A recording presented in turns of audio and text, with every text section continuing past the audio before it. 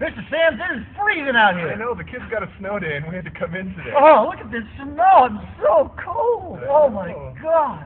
You know, I think there's a pretty good chemistry solution to being cold. Oh, I know about that. What if we were to, like, burn something? We could. And maybe I could warm my freezing hands or, like, turn it blue. Exactly. Let's do some combustion reaction. You know, I happen to have brought something with me, Did actually. you? Oh, really? Yeah, I have. Look, a flammable liquid. A flammable liquid. Perfect. I brought a flammable liquid. Happens to be, by the way, ethyl alcohol. Nice. Well, it just so happens that I brought a fire starter. Wow. Even better. You are amazing, Mr. I know. Sam. I just happen to have it on me. So I think we should take that ethanol and light it on I fire. think you're right. Okay, so. There it goes, and we can't see the flame. There is the I can see the flame. We could probably zoom in on the flame. And boy, oh man, now That's finally. nice. That is very nice. Yeah. We are burning ethyl alcohol, Yeah. ethanol, and we're going to learn how to write that appropriate equation in just a little bit. Yeah, this unit we're talking about chemical reactions, and combustion reactions is one of them that we're going to do, and this is one of our favorite reactions to demonstrate. So, and it keeps us nice and toasty warm. Nice and toasty warm. Mr. Sam? Yeah. What are you doing? What do you mean? Mr. Sam, we're in my classroom. I'm warm now. My coffee got cold. I got warm it up. Mr. Sam, Yes? you're scaring me. But my coffee's You cold. don't even have your safety glasses on. My glasses on. It's true, you do. Hey, it's now warm, Mr. Sam's. Much better. Much warmer. So, hey, I think we should learn how to write formula equations. Let's do it. Okay. All right. So, podcast 4.1, we're starting unit on reaction. Yeah, now guys, if you did your work in Unit 2 and you learned how to write the formulas from names of compounds, this is going to be really, really easy. Yep, it's going to be easy. Okay, good. Hey, guys, before we start, something I want you all to do, and that is, I forgot to add a marker there. I want you to tape a couple of tables into the back of your composition book. So if you go to the back of your composition book, you'll find these two tables. The first table is this table right here. It's called the activity series of the metals. And these are in your packet. They're in your packet. So I don't know what page it is. It's trying to vary from year to year. You're going to cut this table out, put it in your packet. Okay, put it in your packet, or no, put it in your composition book, and we will use it later on. The second table is the table of solubilities. I want you to take this table and cut it out. We'll use it later. I just want to kind of prep us for this, okay? So just a quick little side note. All right. Word and chemical equations. Yeah. You know, before we start, Mr. Sams, we got to talk about one thing Okay. that I realized that I didn't put in the slideshow. We're wearing matching shirts. Yeah. Is that the one thing? That's not matching. Oh. Close. Okay. They both happen to be red. But I want to talk about the elements that are always diatomic. Oh, yeah. So I want everybody to write down diatomic elements. What does that mean, Mr. Sams? Di, that means two atoms. Two atoms. Yeah. So there are several atoms that when you see them by themselves, they are written with a 2. What would those be, Mr. Sams? I call these the Brinkelhoff elements. The Brinkelhoff. Okay, Yep. what is Brinkelhoff? Yeah, That sounds like a German name. Brinkelhoff. Br. BR. Okay, I can do that. BR. I. N. N. Cl. CL. H. H. O. O. F.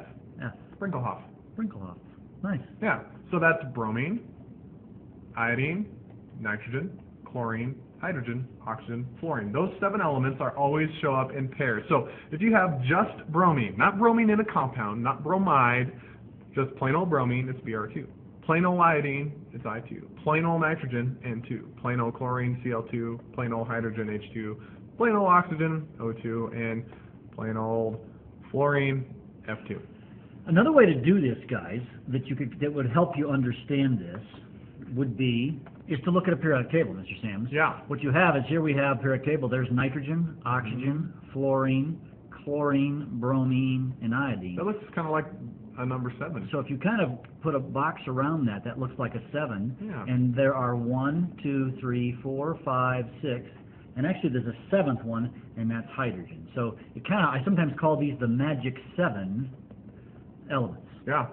You know, whatever works for you to understand this. If you like Mr. Brinkelhoff or the Magic 7, it makes no difference. You just need to understand that whenever you see oxygen by itself or nitrogen, then it's N2 or O2 and or the F2 key or there is that whatever. it's by itself, not in a compound. Right. So what would be an example, Mr. Sams, when it would not be by itself? Well, let's look at the reaction that we just did outside.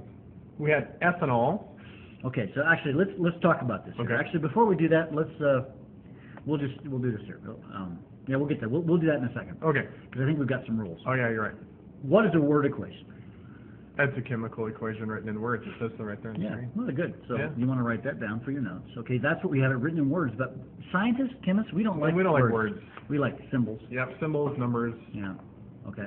So a chemical equation is a chemical equation written with formulas. Mhm. And so we want to write them with formulas. And so the reason we talked about this Brinkelhoff thing is that we want to teach you how to write them in formulas. Okay? All right. So let's say, how would we do this example that we did outside? Alrighty. So here we have ethanol. That's the chemical that I had to heat my cold hands up. C2H5O. It's burned in the presence of oxygen, and it forms carbon dioxide and water gas. So I'm going to write C2H5OH. That's the ethanol. Right. That's the stuff I had. It's burned in the presence of oxygen. Now oxygen's O, right? Sort of. Mr. Brinkelhoff, All right. That's the the ah. magic 7. It's the ah in Brinkelhoff. Off. Oh, okay, that's O. Right. But it's Diatomic. atomic. So it's O2. So I do not write O, I write O2. Yep. And then we draw an arrow. What does that arrow mean? That means reacts to form. To make. So it's like an equal sign, sort of? Mhm. Yeah. But it turns into carbon dioxide. Well, this is a molecular compound, Yep. the carbon and oxygen. The prefix system. And then, yeah, so this is the Greek method, so it's Yep. just CO2 plus water gas, H2O. H2O. Now, one thing we should talk about here is there's something called the states of matter. Yeah. Now, the ethanol, what state of matter was that? That was a liquid. So I'm going to put a little L right there in parentheses and subscripted. Okay? Okay. Now, oxygen, well, oxygen I know That's is, gas. it's a gas because Yeah. I breathe it all the time. Yeah. So that's a G. And then carbon dioxide was a G, That's the gas. and water was a G. So Right. it's G, all the liquids plus a bunch of G's. Now, by the way, what would be the symbol if I had a solid? I don't have a solid in this Little particular example. S. It'd be a little S with the parentheses. Yeah. So S equals solid, Uh-huh. L equals liquid, and G, parentheses, equals gas. Now, there's one other we should also talk about, Mhm. and that is we have a lot of things that happen in a solution. Dissolved in And they water. really dissolved in water, and the symbol for that is AQ. AQ means AQEO2. Aqueous. Like aqua, water. Yeah. All right. I'm an aquatic person. I love to swim. That comes from the word water, aqua. I think it's Greek or Latin or something. I don't know. Whatever. Sounds think- Greek. I think it sounds okay. Greek. I can